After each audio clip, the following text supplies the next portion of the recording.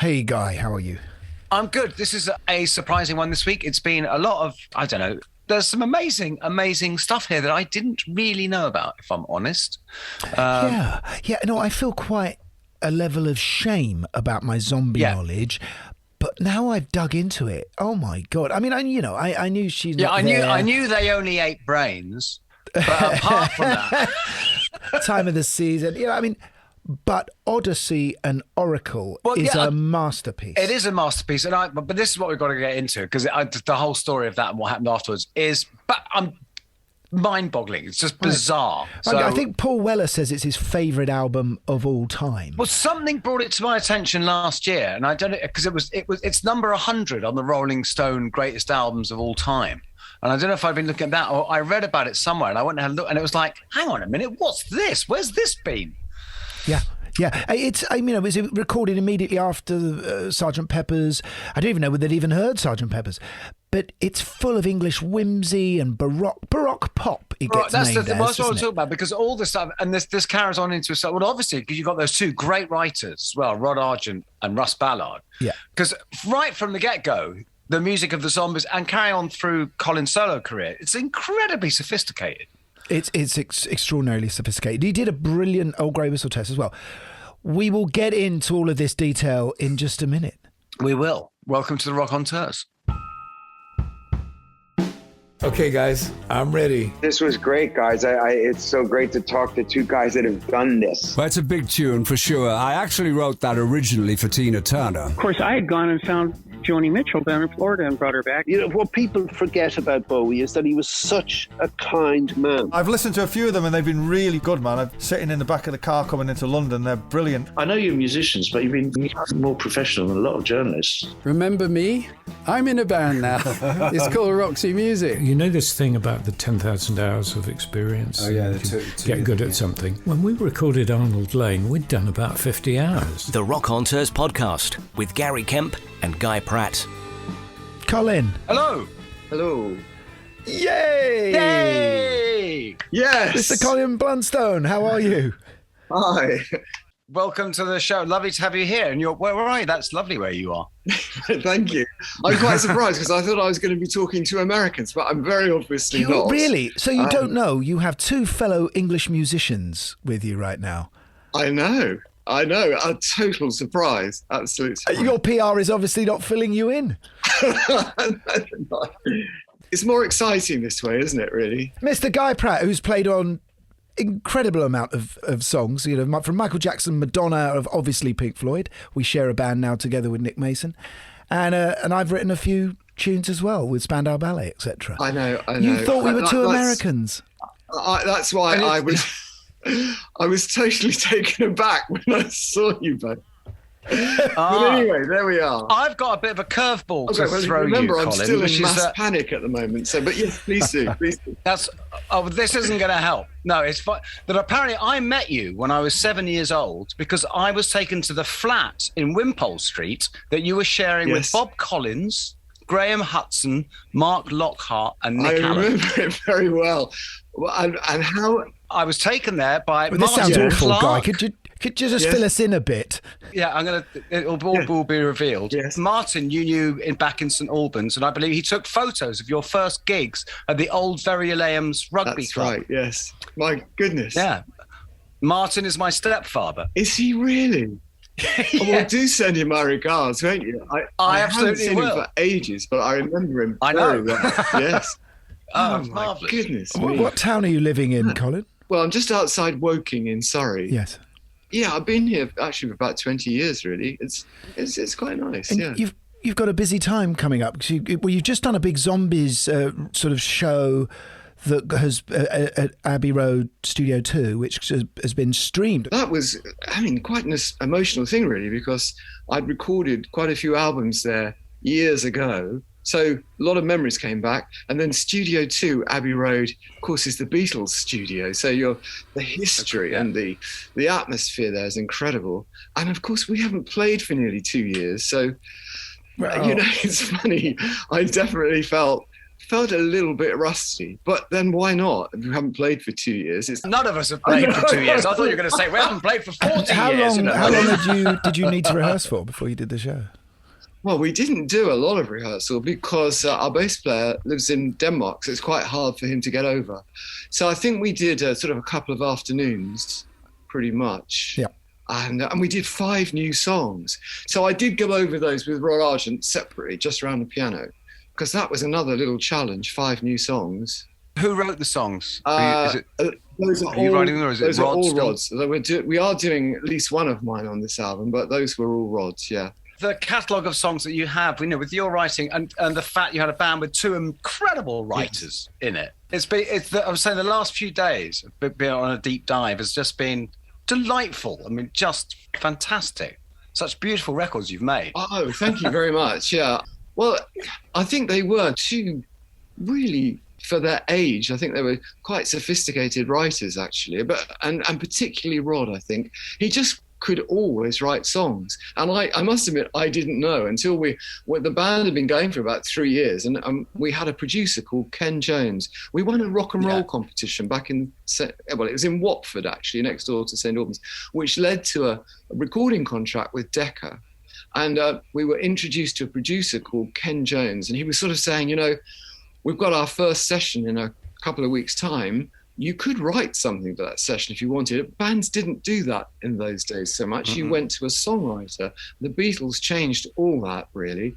And I didn't think much on it. He went on to another subject then, but it clicked with Rod, and he went away and he wrote She's Not There, and brought it back about 48 hours later. And it was a million seller and went to #1 in America. And in actual fact, he later told me that was the 3rd song he'd ever written. He'd written a couple of songs, but he'd kept it a bit quiet. I didn't know anything about it. How old was he? When he wrote that, he was 18. Oh, my God. He wasn't like a trained pianist or anything, was he? He wasn't, actually. I think he took about 2 years piano lessons when he was very young. I only say that because there was so much... I mean, years before everyone else, the stuff was musically so sophisticated straight out of the box. Everyone else was only doing 3-4 chords tops at the time. And you've already got like sneaks of this Baroque stuff. He just was born with that. But also, he was in the cathedral choir in St Albans for many years. Oh, there it is. So he really understood harmony. And he's since taught himself to read music. And he made a wonderful classical album. If ever you get the chance to hear it, it's called Classically Speaking. He's playing major piano works, just fantastically. But when he speaks, he implies, or he says that he would write out the bass parts, or he would write the bass parts. Does he mean actually write them out, or did he just sort of play them on the piano and show the other guys what to do? There were times when he wrote parts out, but it wasn't all the time, especially not earlier on in the band. But it is interesting to me that when Rod wrote a song, he very often knew what the bass part should be. So he would explain it to Chris White, and he very often knew what the drum part should be. There's a very distinctive drum part in She's Not There, and also in Time of the Season. And he would always make a contribution, if not specify what the drums should be playing and what the bass should be, particularly the bass. I was just saying, because like Time of the Season has, you mentioned the drum part, has that really particular, really brilliant stop-start rhythm thing with the vocal rhythm interjection as well. I know there's isn't it? Rob was talking about that the other day, and the liberating force for us was at that time you could only record in this country on 4 tracks, but the Beach Boys had just done Pet Sounds and they had an 8-track machine in America, and John Lennon said to the engineers in Abbey Road, well, they've got an 8-track machine, we want an 8-track machine. The engineer said there isn't one in the country, and he said, well, I don't know exactly what his words were, but he sort of said, this is your problem, not mine. Right. And he left them to it. And they managed to put 2 4-track machines together. I don't know the technical way that you do this. And in fact, that gives you 7 tracks. And so suddenly we were very used to recording on 4 tracks. So we would do the basic tracks, and we had 3 tracks left. So we could double track harmonies, or what happened with Rod Argent, he said, we've done Time in the Season. He said, I can hear a little hand clap and gasp thing on this. And it was one take. He just went out there and went, dun, dun, dun, dun, dun, dun, all the way through it. And of course, it's a real hallmark of that. Well, it's a hook. It's a hook in Yes, itself. Nowadays, you would sample one of those and just spin it all through, wouldn't you? And have it on cut and paste. But listen, we're not really here just to talk about Rod Argent. We're here to talk about you and that extraordinary voice, Colin, that you've got. Of course, we want to know about the Zombies and the beginning of your career. And we'll get on to Odessey and Oracle, which Guy and I both agree is a masterpiece. Yeah. Thank you. But you started as a chorister as well, didn't you? I didn't, actually. No. There's misleading information out there. You know that. I know. Sue someone. I'm sure it happens to you too as well. Every time I read something about myself, I think, why did they have to get that just a little bit wrong? Because your voice is extraordinary. Well, I went to a primary school that did do quite a lot of music, and I actually was featured as a boy treble. I'm not quite sure. I think a boy is a treble. But only once or twice, because then I was singing in front of the school and I fell apart. I got nerves. And so they never asked me again. But I did have quite a good boy's voice. Then I just forgot all about it, really. I went to my second school. They didn't have music, really. We had one lesson a week. And it just happened because we sat in alphabetical order at our school. I sat next to a guy whose name ended in A, Arnold, Paul Arnold. He's the only guy who ever left the band. And he was a neighbour of Rod Argent. It's just chance. It's all bizarre. He was a neighbour of Rod Argent. And Rod had decided he wanted to get a band together. And he'd asked Paul Arnold to be the bass player because Paul was making a bass guitar in woodwork. He'd never played one, but he was making an electric bass in woodwork. So that got Paul in. And Paul said to me, "You've got a guitar, haven't you?" And I said, "Yes." And he said, "Do you want to be in a band?" And that was my audition for the Zombies. And I joined as the rhythm guitarist. And at the first rehearsal, we played an instrumental called Malaguena. And Rod was the lead singer, so he didn't actually do anything because we were playing an instrumental. And in the break, we had a break to have a coffee. And he went over to a broken down old piano and he played Nut Rocker by Bee Bumble and the Stingers. Yeah. And Keith Emerson also made failures at one point. Did he do that as well? Right. Well, I mean, it's quite an accomplished piece for a 15-year-old boy to play. And I was mesmerized because he was so much better than us. I didn't know him at the time. He was a friend of a friend. But he was so much better than us. I mean, we were really ordinary. And I said to him, and I didn't really know his name, whatever your name is, you should play keyboards in this band. You're really good. And he said, no, we want this to be a rock and roll band. It's got to be 3 guitars. And that was the end of the conversation. And then at the end of the first rehearsal, I was just putting my guitar into a case and I sang a Ricky Nelson song to myself. I think it was It's Late. And I just sang it to myself. And Rod came over and said, I tell you what, if you'll be the lead singer, I'll play keyboards. And essentially, that was the beginning of the Zombies. Oh, wow. So you hadn't said, listen, you should play keyboards because then one day you can open a shop. No, I didn't say that, but I should have. Yes. Rod Argent had a keyboard shop. I'm just pointing for our listeners. Denmark Street. Yes. So what was your rock and roll moment then? Did you have that, like whenever we speak to Americans, it was either Elvis or the Beatles on the Ed Sullivan Show. And for English people, they heard something on usually Radio Luxembourg or something. So was there that song that went, oh my God? I think, I would name some of the rock and roll greats as my inspiration, really. I'm not sure I could say a specific song, but starting with, probably Elvis, but Chuck Berry and Little Richard, I just thought they were absolutely wonderful. And then later on, you would have Buddy Holly, and I liked Ricky Nelson as well. And then, of course, it all changed. We'd already started a band at that point. I loved everything that all of those guys did, Eddie Cochran. And then, of course, it all changed with the Beatles. I mean, we were just such huge Beatles fans. Yeah. And is that when you think, would you have decided to sing in an English accent? Because the Beatles sung in their English accent, their Liverpudlian accent. Maybe. I mean, I just felt a bit of a phony singing in an American. And I know a lot of people do, and I'm not faulting them. This is just a personal thing. No, but it's interesting that Gary says that because it's not fair. If you're Scouse, if you're Northern, then you say dance and romance. Yes. You do. So it's not fair on us Southerners. It's not. I don't think I would sing dance. I don't think I could do that. Yes. But I know, and especially in the original Zombies, that I did sing with quite an English accent, and it does come out. But nowadays, I think I'm more mid-Atlantic when I sing now. You've always been fantastic, and this goes back right to the early Zombie stuff. But you're incredibly clear as a singer. You've got a very clean sound. I bet engineers must love recording you. I usually get on pretty well with engineers. Yeah. Mostly they seem to say, we want to hear the air around your voice. That's what they always say to me. Well, it's true. If you listen to the first Zombies album, which I think 64. Yes. There's a track on there that actually Wes Anderson used in The Life Aquatic, if you know that movie. The Way I Feel Inside. The Way I Feel Inside, which begins with you with these footsteps walking towards the mic, and then you sing a cappella the whole first verse. The sound of the production engineering, it could have been recorded yesterday. It's so perfect. They don't need to cover it in all reverb and delay. And it's a tricky thing to sing a cappella because it's like there's lots of quite angular changes in it. I know. And of course, I think the band, or is it a keyboard, comes in at the end. And it's always a rather worrying moment, that they're going to come in and you're somewhere else. In pitch. But it works okay that time. Nowadays, I must admit, if we do that song, Rod will ghost on the keyboards just to make sure that I'm there or thereabouts, Yeah.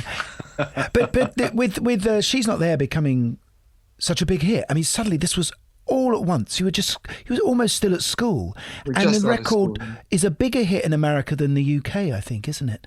It is. And you suddenly go off on some huge American tour. I mean, tell us a bit about that time and what your parents would have said. It was really strange. If I just tell you very quickly about recording She's Not There. It's kind of fashionable to record in the evenings, maybe even going into the nights. So we'd arranged to start, our producer had arranged for us to start at 7:00 in the evening. And we arrived at Decca Studios in West Hampstead. A really, really good engineer. He recorded some wonderful stuff.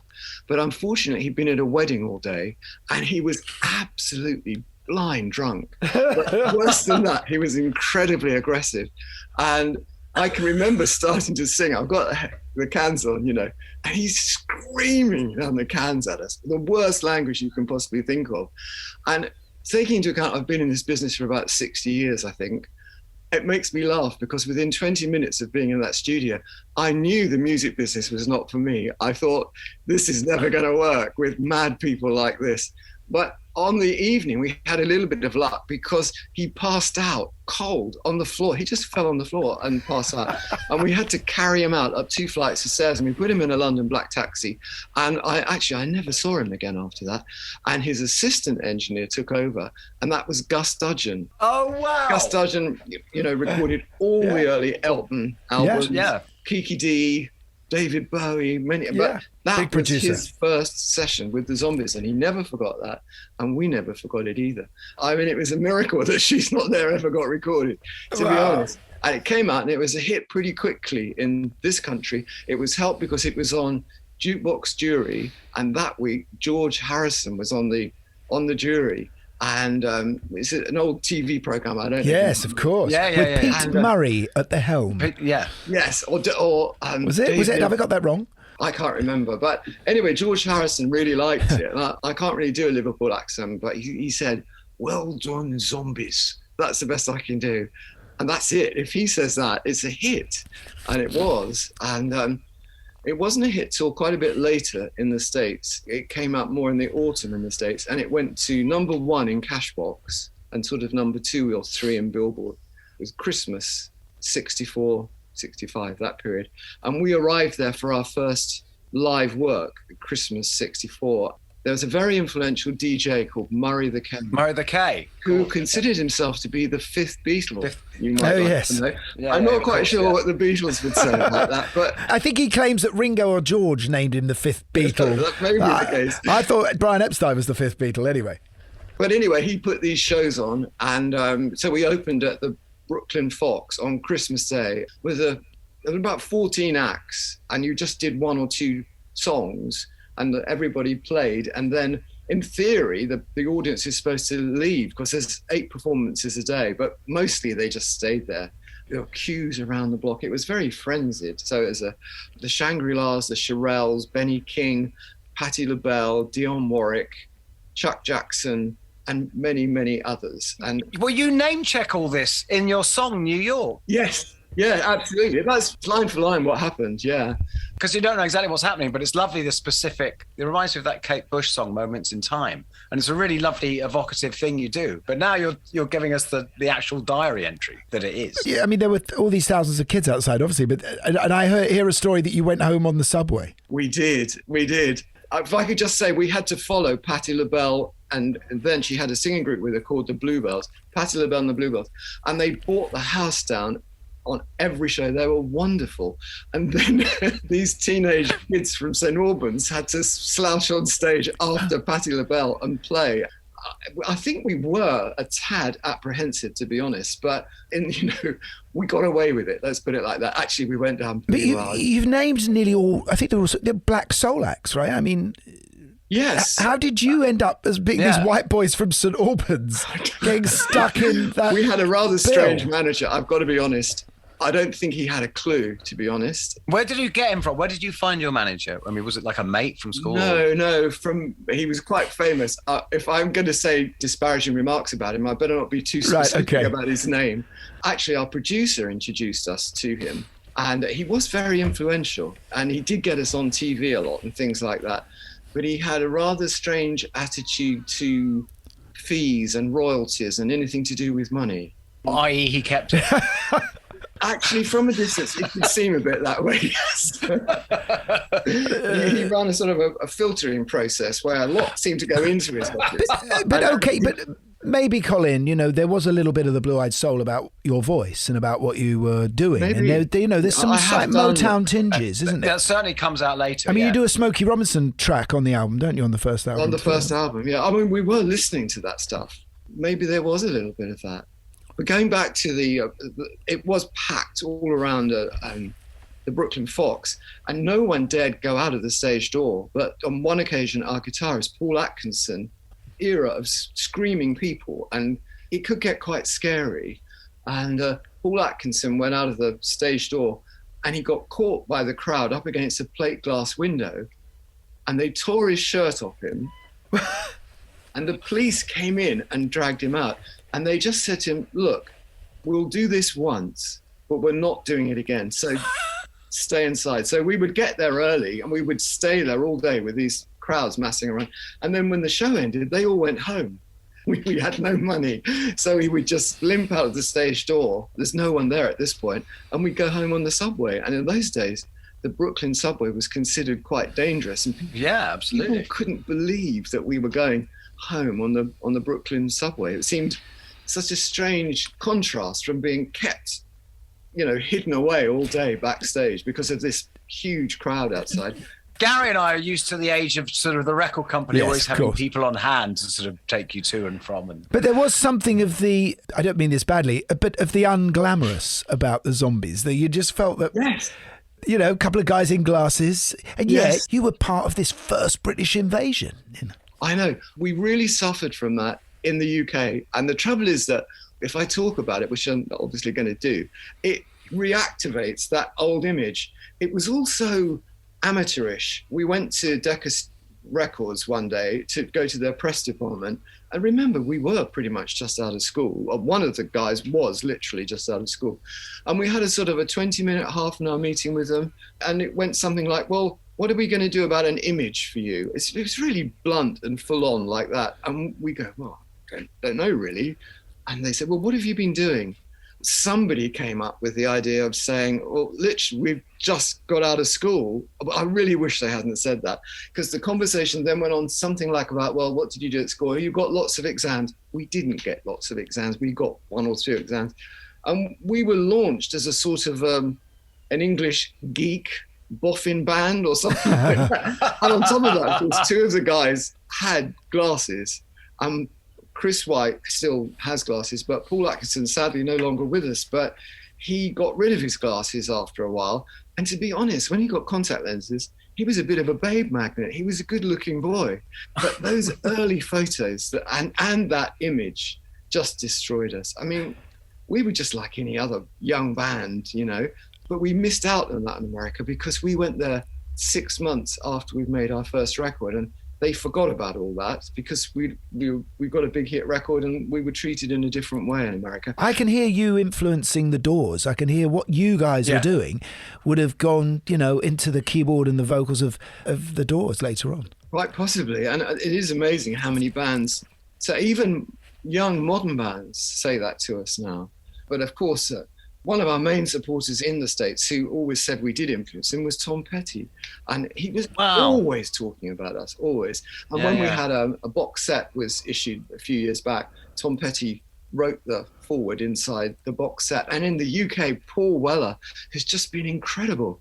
He always talks about us, and he's named Odessey And Oracle as his favourite album, which is just... Is that why you moved to Woking? Yes, he's a Woking boy, isn't he? Yes. He's got a studio at Ripley, This is a trivial little side point, but just while we're at the bit, when you said this geeky thing, but you were called the Zombies. Now, the funny thing is, now we live in an age where a quantifiable amount of all film and television, like sort of 18% of all films are about zombies. Everyone knows what zombies are. I know. What was a zombie then? Did I say it was some sort of Haitian voodoo thing? When we were named the Zombies, I had no idea what a zombie was. But we were desperate for a name. And, I'm not proud of this, but we started off for a few weeks being the Mustangs. That obviously had to go. And then I think I suggested this because it was a film that was popular a few years before, The Sundowners, which is even worse. So we were getting desperate. And the guy who sat next to me at school was called Paul Arnold. And he came up with this idea of the Zombies. And everybody loved it, I think, except me. Probably because I didn't know what it was. It seems like so much of your career is dependent on the seating arrangements at your school. I think it is. I tell you what, so much of it is chance. That's what intrigues me.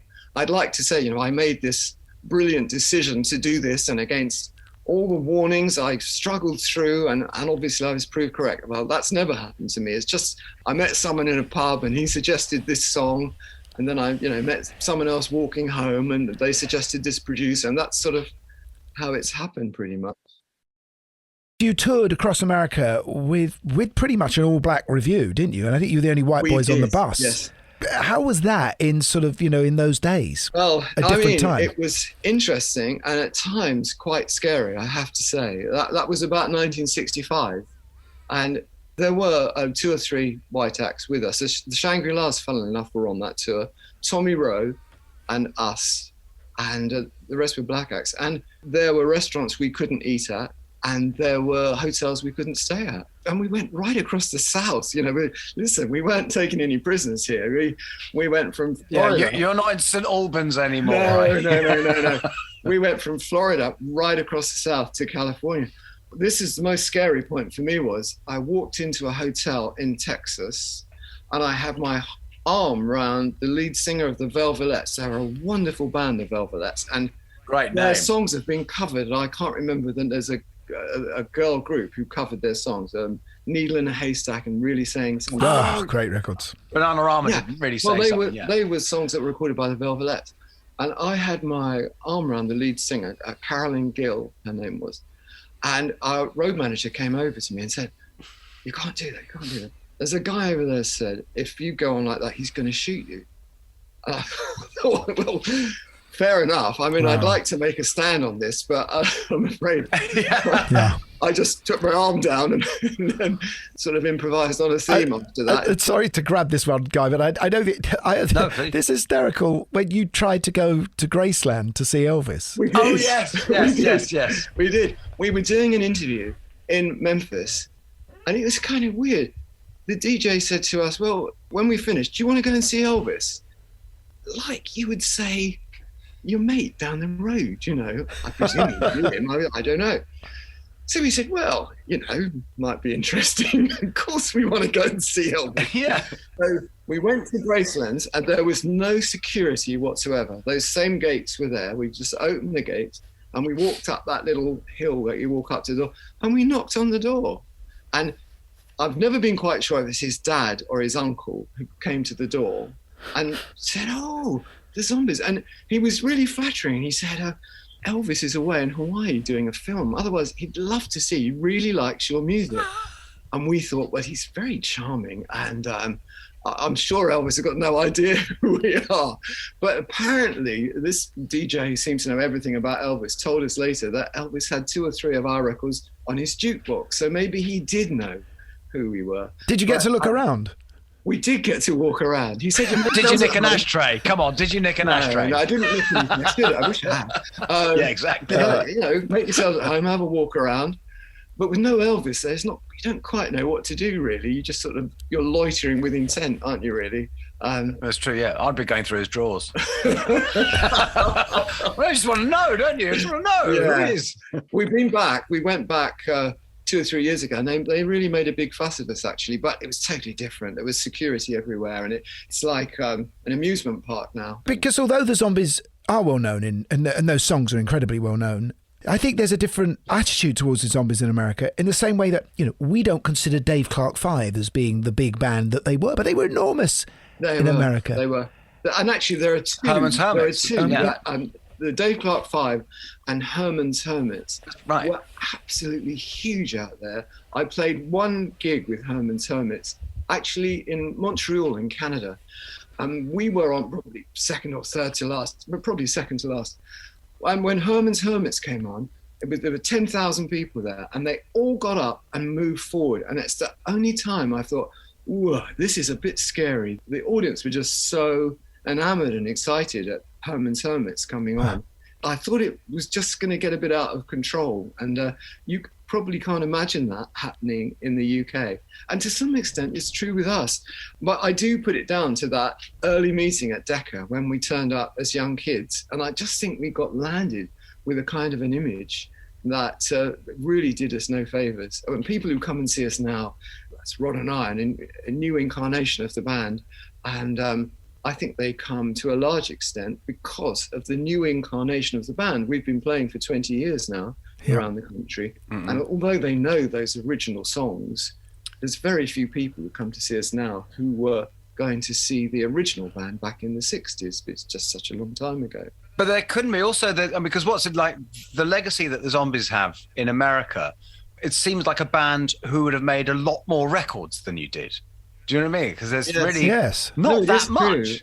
True. I just think that there's a bit of a mystery around the Zombies because, as far as anyone can tell, we recorded Odessey And Oracle, which Rolling Stone quite recently named in the top 100 albums. But when I saw that last year, that's what made me go and dig it out again. It is a phenomenal accolade, and people can't understand how we recorded Odessey And Oracle, and then not soon after, the band finished, and it just doesn't add up. Gary and I were talking about this before because this is something we find mind-boggling. Yeah, but you seem to have jumped. Normally, bands go through 2 or 3 albums of kind of the similar sort of stuff, difficult second album, third album, starting to find their sort of sound, and then they make their intense masterpiece. You jumped straight from first teeny bop kind of album to masterpiece. And it seems like you were at old heads too soon, almost. Yeah. Well, possibly. I mean, our career, I've never worked out if the original Zombies were lucky or unlucky, because there's so many wonderful things happen to us that makes me think we were really lucky. But if things had just been slightly different, if we got any managerial guidance at all, or any financial support. I told you about his, I've only just thought of this word, but he had this special filtering process in his office where quite a lot of money went in and not a lot of money came out at the other end. And, the 3 non-writers, the writers were quite fortunate in that our manager was not involved in writing royalties. So they got their royalties direct. So they were quite comfortable because they'd all written hit songs. Chris White had written a big hit song for an American band called People that had gone to about number 3, and he'd got all the B-sides and half of the album, so they were quite comfortable. I'm glad they were, rightly so, but the 3 non-writers were destitute, and I think that was one of the reasons why the band was starting to fall apart. That's where that whole old school style of management is so short-sighted, isn't it? Because you're killing the thing that's going to make you more money. That guy, he managed other big artists as well. If he'd have done a good job, if he'd have thought in terms of careers, and if he'd tried to support and help people, he would have made far more money. Exactly. Yeah. And secondly, he would have got some fulfillment out of what he was doing and some recognition, instead of which he's a forgotten name from a side of the industry that's really not particularly attractive. So setting up the ground for Odessey and Oracle and this album, you've got a band that are, split really as far as financial security is concerned, feeling like they're not being treated very well. But you change labels, don't you? And you borrow some money, and then you enter the great Abbey Road Studio 2, almost just a couple of weeks. Straight after Sgt. Pepper. Yeah. Straight after a couple of days. Pet Sounds must have been on the record player at some point. The Beach Boys seem to be in there as well. Yeah, I think so. Also, it should be pointed at the same time as the Sgt. Pepper, you got Pink Floyd making Piper at the Gates of Dawn. Yeah, I wasn't aware of what they were doing, but I was very aware of Sgt. Pepper, or the Beatles anyway. We hadn't heard Sgt. Pepper because they'd only just finished it. And famously, John Lennon had left his Mellotron in Studio 3. And if you listen to Odessey and Oracle, it would have been a different album if he hadn't left his Mellotron behind, because Rod used the Mellotron on most of the tracks. And also it was a real thrill because there were lots of percussion instruments left on the floor. And, being huge Beatles fans, we walked in and we were picking up tambourines and maracas or whatever was on the floor that they'd been left there by the Beatles. So the Beatles are sounding incredibly careless here. They leave mellotrons, they leave percussion all over. I mean, what's going on? I know. Just to describe to people what a mellotron is, this is like an early sampler, isn't it? And it's a beautiful, it's where they recorded violin or flute recorders, and they were on a tape loop. And when you depress the key of the keyboard, it spins the tape loop around on a tape head and plays the sound. It's a beautiful instrument. It's got a very distinctive sound. It really has. Strawberry Fields is the kind of probably the most famous, isn't it? Yeah. But the thing is about this album is it sounds like music hasn't really come before it. There's a lot of the Baroque on there. There's a lot of Bach-ian kind of chords, shapes. The lyrics is one that I think Roger Waters would have dreamt of writing. It would be pre-Roger Waters writing anything to do with the First World War. The Butcher's Son. There are these absolutely gorgeous, what do you call it when you've got a choral of voices, a madrigal. There's some madrigals on there. I think I'm going to use this word again, Guy, that we often use. I think we use it in every single episode of Rockonteurs. I think there's a beginning of prog in there, isn't there? Beginning of, it's true. Progressive music, Could be, yes. And how did you feel when you were making it? Did it feel like this is this is different? This is like way apart from anything I've heard? I felt at the end of the album, I remember distinctly feeling this is the best that we can do. And I think probably subconsciously I was thinking, well, this is the best we can do.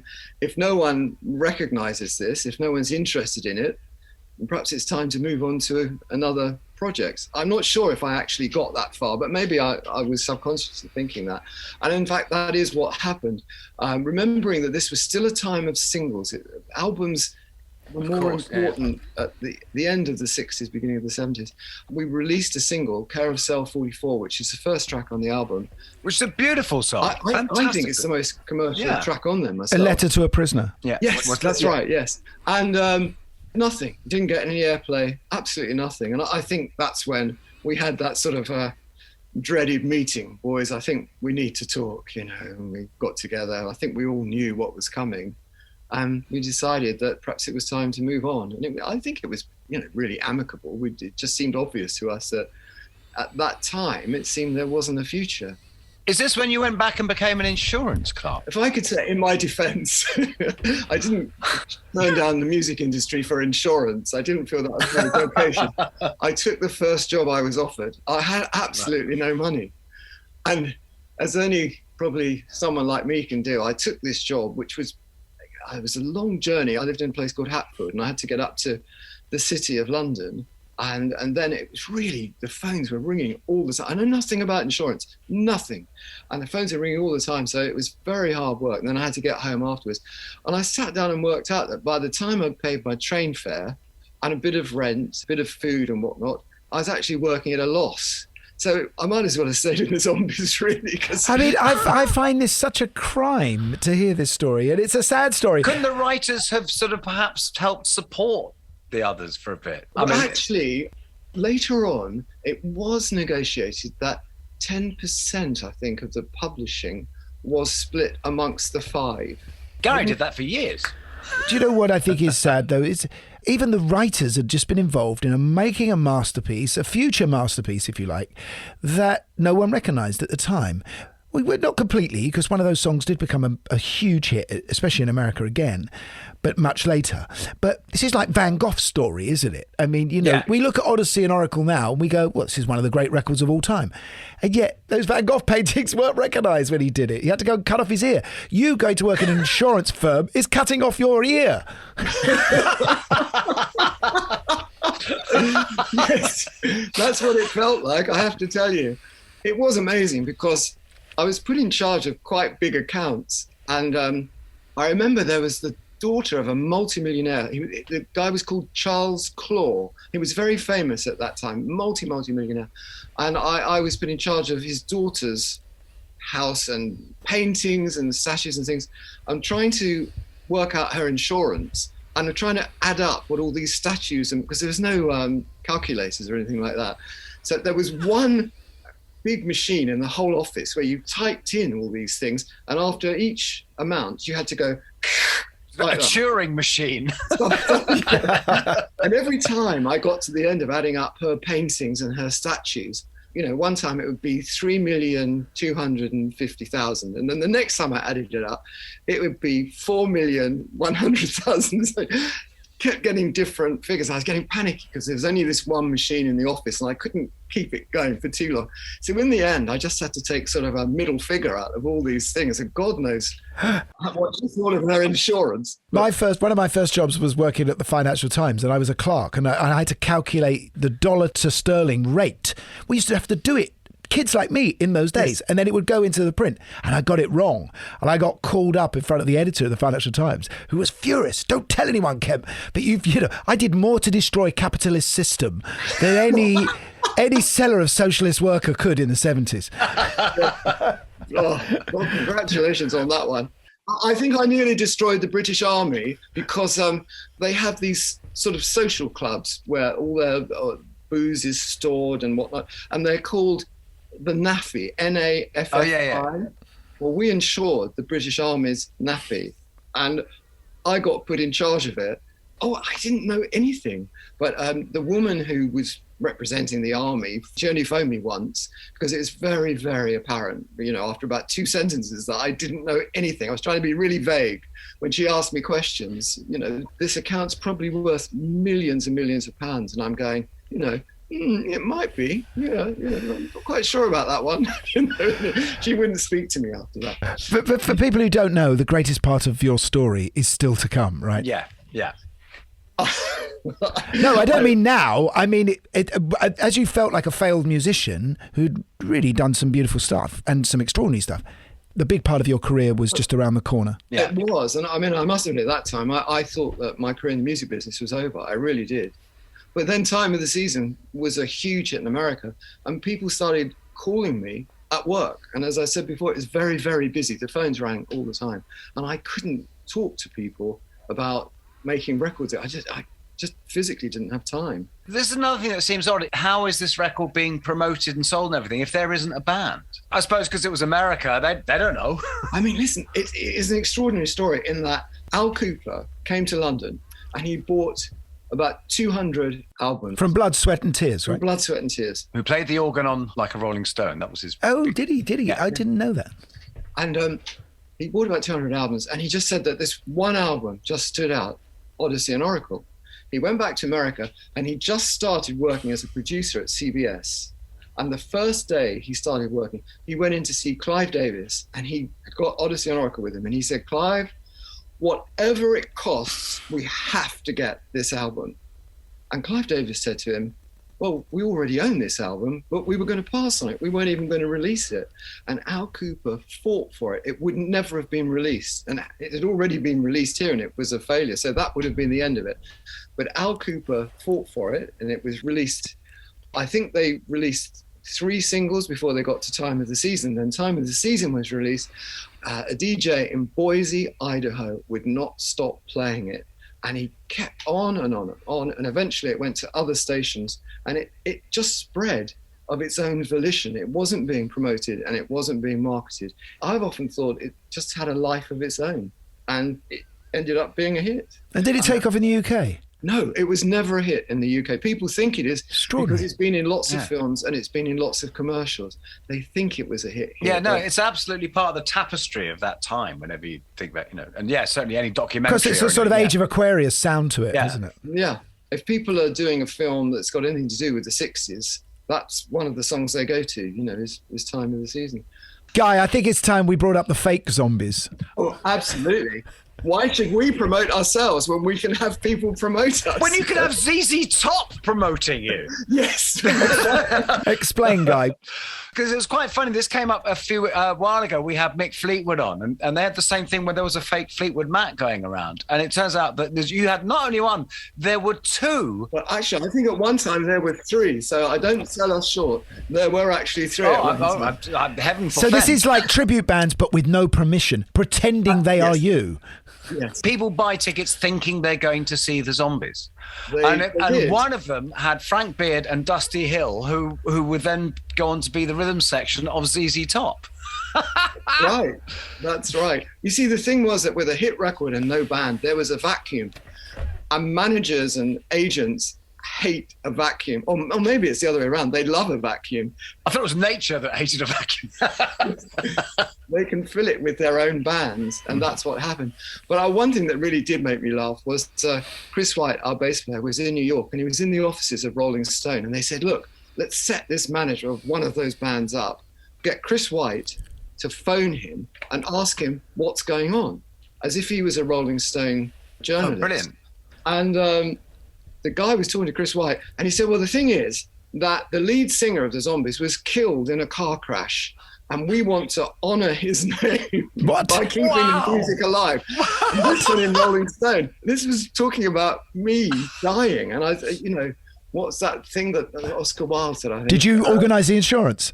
Yes, I should have. Yes, the news of my death is slightly premature. News of my demise has been greatly exaggerated. Yes, So that was quite interesting. So we had three bands pretending to be us. There was another band later, and I think it was sort of the late 80s, and they were actually an English band, and they were pretending to be the Zombies. By all accounts, they really weren't very good, and they were getting a lot of people very upset. And I wrote to the Musicians Union, and I wrote to their manager. I found out who their manager was, and I was trying to get, some kind of sense out of the situation, and all of a sudden, they stopped playing. And I thought, well, I must have done something, right? I don't know what I've done, but it's obviously it's worked. And then I found out it was actually nothing to do with me. They were a very poor band. They were playing in front of this audience and who were very disappointed in their performance. And being in America, and I don't advocate this, I really do not advocate this, of course, but one of the audience went into the dressing room where the Zombies were changing and pulled a gun on them and said, you are not the Zombies. You will stop doing this. And they did. So I can't you would, frankly. It's now a Netflix series. It wasn't to work. Oh my God! Talk. And that's why you always carry a gun now, isn't it? Yeah.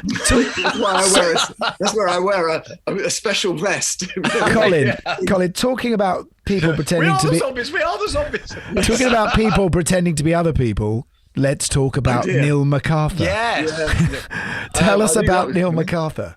Well, One Time of the Season was a huge hit, and I was working in the burglary department of the Sun Alliance in London. At one point, I thought I was supposed to arrange burglaries, but obviously I wasn't. And the phone rang, and one of the guys that rang was a producer, a really successful producer called Mike Hurst, and he just produced the early Cat Stevens records, like Matthew and Son. When he was a pop singer. Yeah. And he was in the Springfields with Dusty Springfield at one point. And he convinced me to start singing again. And, I said, well, I'm working all the time. And he said, well, I've got time at Olympic Studio. Come after the office. So I'd arrive in a pinstripe suit from the office. And he would put these tracks together and I'd just sing on them. And I was just sort of testing the water, really, to see what would happen. And he suggested that we re-record She's Not There, which, with the benefit of hindsight, seems a little bit strange, but I wasn't even sure I was going to be in the music business. I mean, to me, it was just trying things out.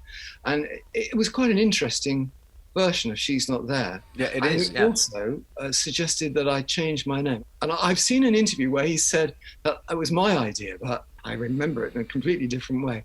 And I was going to be James MacArthur right up until the record was released. It was a very arbitrary choice, this. And apparently there was a James MacArthur who was an actor in Hawaii Five-0. So the record company in America said, no, you can't be James MacArthur. So they said, oh, he'll be Neil MacArthur then. So I ended up as Neil MacArthur. And the record came out and it was a small hit. And there was no turning back. It was the end of the burglary department for me. And I was up and running again. That's a sentence I never thought I'd hear. The whole thing with stage names is that you've got this anonymity, and it always makes me laugh. It's the same as with the Engelbert Humperdinck, is that you can be literally anyone. And you start to read Neil MacArthur, like rather than Johnny Alsatian. Or I know. Well, I've had people say to me about Colin Blunstone, is that a stage name? And I go, listen, if I was picking a stage name, do you think I'd pick a name like Blunstone? No one can ever spell it. Well, you picked Neil MacArthur last time. It wasn't very successful. But I would maintain that I had no part in the choosing of Neil MacArthur. But was it anything to do with Richard Harris? Had that been out first? Was it really Neil MacArthur Park you were trying to be? It may well have been. Honestly, I played no active part. I mean, I have to say the tracks are fantastic, and it's the beginning of your style in a way. You know, there's an element, I can hear an element of Scott Walker definitely. In the passion and the arrangement and the storytelling. I do love the version of She's Not There. It actually got used in The Crown recently. It did. That Neil MacArthur version. I know. In the episode with Princess Margaret. So what was the coming out of Colin Blunstone? I think the Neil MacArthur adventure had probably just about run its course. It was very much let's make hit singles, and we'd had a couple of that weren't hits. And so I got the feeling that any enthusiasm that had been there was diminishing by the day. And I was literally coming home from a party with Chris White, the bass player in the Zombies, and they'd got a production company. And he said, listen, forget the Neil MacArthur thing. Why don't you come and record with Rod and I, and obviously use your real name? And we've got this deal with CBS. And I thought, oh, that sounds like a great idea. And we ended up back in Studio 3 in Abbey Road, where we'd been with Odessey And Oracle. We were Studio 3, Abbey Road, with Peter Vince Engineering, who was the predominant engineer on Odessey And Oracle. So there was a real thread going from Odessey And Oracle to that first album. And the band then had become Argent, hadn't it? Essentially, weren't those guys? Yeah, that's right. Rod had started the band Argent, and in fact, the first track on my album, or maybe there's 2 or 3 tracks, were Argent are the rhythm section. They just started at that point. I was always a huge fan of Argent. Was there ever a sort of question of you being in Argent? No. There was never any thought of that happening. I was just a fan. I used to go to their gigs. I used to pay at the door and I would go to their gigs. I just thought they were fantastic. I agree. I've always been a huge Argent fan also. Who was the singer for Argent? Was it Russ Ballard? Or? Mostly Russ Ballard, yeah. But Rod did sing some song. Yeah. I mean, what's interesting about this album is it's called 1 Year, and it was about 1 year in your life. There's obviously the beautiful song on there, Caroline Goodbye. They're all great songs. And again, incredibly sophisticated. And there's a touch of... There's obviously that whole West Coast singer-songwritery thing is now seeping in. Yeah, I said to Guy the other day, the first track on the album, I can't remember what it's called now, this is the beginning of yacht rock. You know? It has a sort of Todd Rundgren feel to it. Did I say that right again? Rundgren. Every time. I know. What a pleb. So it was about your life, wasn't it, in that year? Roughly speaking. I mean, at the time, it struck me as so strange that it had actually taken us a year to record this album. I know people take long periods of time now to record, but I'd never been involved in a project like that before. And so it just struck me. It was very strange that we'd taken a whole year. And Say You Don't Mind was the big hit on that one, obviously. That's right, a lovely Denny Lane song. How did you come across Denny Lane? Did you know him or? I did know him, actually. But the Zombies used to end their shows with that song. Say You Don't Mind, but we did it as a rock song, and on the 1 Year album we started off trying to do it as a rock song, and it didn't really work, and we've been introduced to this fantastic string arranger called Chris Gunning. Oh, Chris Gunning, yes. I wanted to ask about him.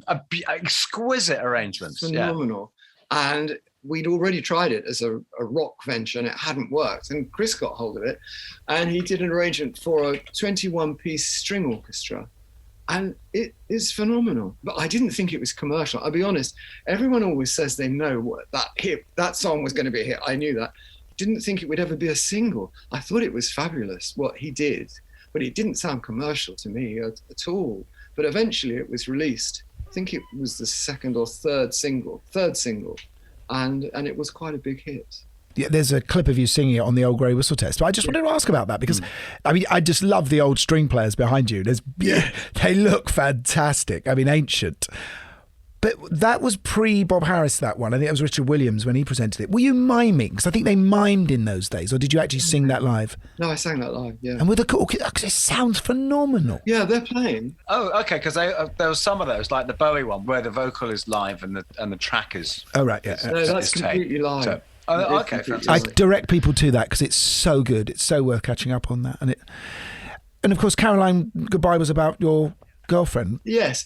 In some ways, a little bit unfortunate in that I couldn't think of another name to fit in. I was going to say, because that's quite bold. It's usually, traditionally, one changes the name of one. I mean, it's a bit late now, but if you can come up with a name, please tell me that will fit there. I just couldn't think of another name. And then I thought, in my innocence, well, look, only my close friends are going to know anyway about this. Does it really matter? And so I kept that name in there. I thought I'd get away with it, to be honest. But a journalist on the Express, he knew the story. And he did honestly, it doesn't seem like it's very newsworthy to me, but he did a full-page article on that song. But of course, it gave them the chance to put Caroline in a bikini in a photo. And so, I mean, that helps to sell newspapers. And so my secret was out. And it was, to be honest, I don't know. I hope it didn't embarrass her. It wasn't meant to. But it was a little bit embarrassing. Have you not spoken to her since? Did you never? I have spoken to her, but not about. I don't think I've spoken to her about that song. I think it helped with your success in a way because in 71 we're talking about the sort of autobiographical singer-songwriters coming out of the States, out of the West Coast. Here you are with your heart on your sleeve, singing songs that you're now writing. Of course, you've now discovered that ability. And I think that sensitivity, along with people like Cat Stevens, changing his style all of a sudden, I think it was right for the times, probably. Perhaps it was, yeah. With the Zombies and with myself, I've never really tried to fit in with the times. And I know it's true particularly with the Zombies. We've always just tried to, when it comes down to it, we've just tried to record the best songs we've got to the best of our ability. And we've hoped that if it means something to us, if it moves us, then it will move other people. And that's kind of what's always been behind my recordings. But anyway, it was good because I was starting to write. I think I wrote 4 of the songs on that album. And actually, in America, in November, they're going to re-release 1 year. And it's going to be a double album. That's right, a big deluxe thing. There's a whole load of tracks, isn't there? And have these not been heard before? Or That's correct. Chris White's sons were going through his old storage unit, attic type thing, for tapes of his and found 14 demos of mine.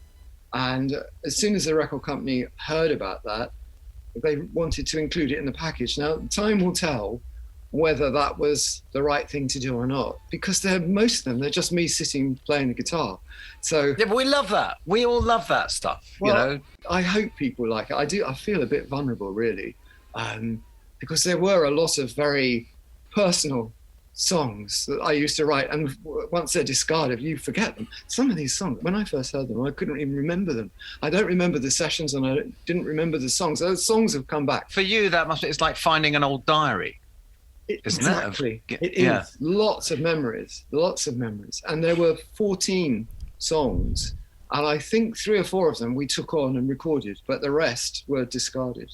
So it's going to be very interesting to see how people react to it. So this was a period when you obviously hit a rich vein. You started to find out who you were, and the success was deserved. And I'll never forget. I don't know what I was, 12, 13, when I Don't Believe in Miracles came on the radio. Yeah. I mean, your voice is extraordinary. We will talk about the writing of I Don't Believe in Miracles, though, I think. I mean, how did Russ bring that one to you? Or yes, Russ Ballard wrote that. He wrote that. And I think he had 2 songs at the time. And the other one was called Heartbreaker. And I went down to his house. He was actually living with his parents. And we just went into the music room and he just played me that song. It was wonderful because he's a great artist, Russ. He's a brilliant artist.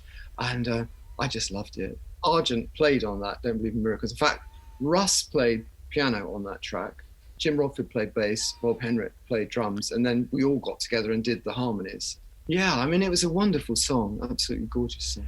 But you were wearing your heart on your sleeve. Your vocal has always sounded like that. Did you plug into your emotions when you sing? I think I do, yeah. I do try and sing the lyrics as if I mean them. Obviously I didn't write those lyrics, Russ Ballard did, but yeah, I try to interpret with emotion what the writers presented me with. I don't just sing like a robot reading the lyric off a piece of paper. I'm really trying to get into it if I can. Yeah, you sound plumbed into your heart is I think what I was trying to say. And there's a lot of nice names as well on that list of people that you were working with at the time. There's a Mike DeBow who wrote Handbags and Glad Rags and played with Manfred Mann, and Pete Wingfield, 18 with a Bullet. Yes. There was a real sort of London scene, wasn't there, of session players? Yes. And well, Pete Wingfield was in my solo band for 2 or 3 years. And towards the end, these are sort of chance things that happened. Towards the end of that band, he brought me a demo of 18 with a Bullet. I think it was more or less what went out as a record. And I went to my then manager and said, look, honestly, I think this is wonderful. This guy's come up with this song. I'd love to record it. And he just laughed at me because he said, you're a romantic balladeer. You don't record songs like this. So, okay, I'll take it to the head of A&R at CBS. Same reaction. He just said, you can't sing songs like this. Well, maybe he's right, but I never got the opportunity. And it was a sobering experience that Pete, quite rightly put it out himself and had a huge hit with it. I remember it well. That was one that got away. And this is when you were at Rocket Records? I was, but this is just before I signed. Oh, just before that, okay. It was towards the end of the time at CBS, yeah. What were you saying, Guy, though? About the Elton John label. I was just wondering about. It's only because when you said earlier about Gus Dudgeon, I wondered if there was. It's probably because, of course, when you're young, it's absolutely. Oh, there is a connection. Yes. I wonder if that was related to your time with the Zombies. Yes, it was. I didn't have a manager, so 1 year and Ennismore, I didn't have a manager, but they really felt that I needed a manager, and I got introduced to a guy called Barry Cross, who again was Barry Cross. He was managing Cat Stevens. Yes, yeah. No, he was my dad's agent when my dad was an actor, and in fact, first time I went to LA, I stayed with his brother, Jackie Cross. Jackie Cross was my tour manager. Oh my God! Oh my God! You two. Honestly, Guy was brought up in show business. His mother wore tights, as they used to say in the old days. Barry's heart was always in the theatre and particularly film. He represented various films. So Peter Finch he represented. That's right. He ended up starting a bank. In California. He started a bank. I always thought, you can't get much more solid than that, can you? I didn't know that. But I'd always remember because CBS wanted me to get a manager. So I managed to get Barry Cross to be my manager. And one of the first things Barry Cross said to me was, we've got to get you out of CBS. So it's a bit of an awkward situation. I've just signed with Barry Cross and he wants to get me out of CBS. And CBS had done a fantastic job, I thought. But Barry also was very friendly with John Reed, who was Elton's manager. Right. And then there was the connection with me and Gus Dudgeon. And so that's what happened. I left CBS and went to Rocket Records. And in fact, no one's fault at Rocket or CBS, more a lawyer's thing. It was a very untidy arrangement where I still gave my records to CBS in the UK and in Holland.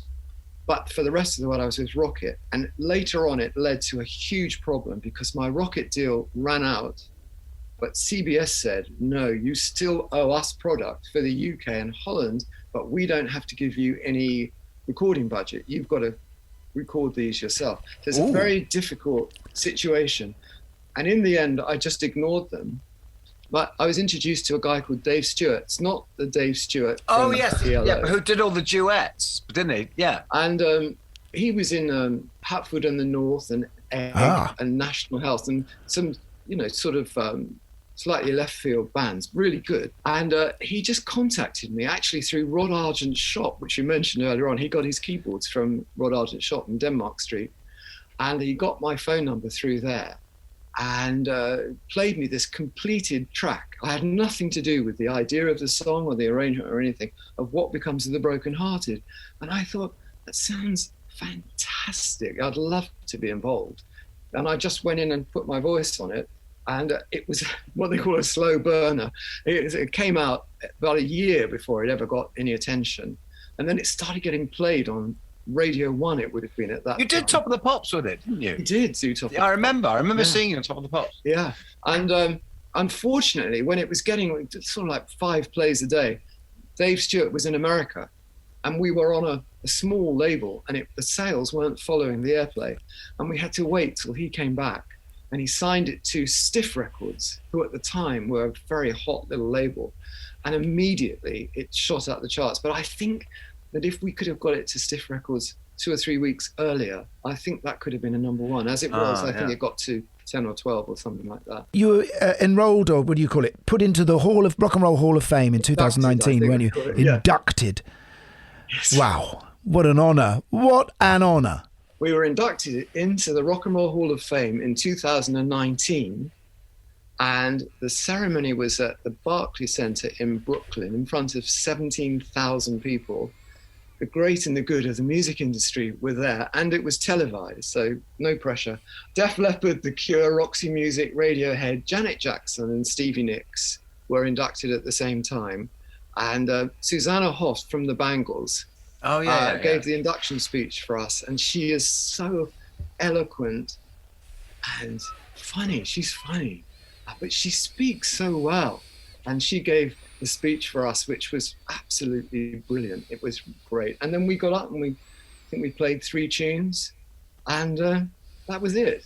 And it's such an honor, you know. I mean, in America, it's really prestigious to be. I was just wondering, but you're saying that, and was that near to the Brooklyn Fox? I wonder if there was a sort of nice kind of thought went through my mind when I said that. Yeah, it would have been. The Brooklyn Fox doesn't exist anymore, I don't think, but it would have been. So I'm guessing you didn't take the subway home this time. No, actually, no, I didn't. No, we were very well looked after. It was limos all round, I'm afraid.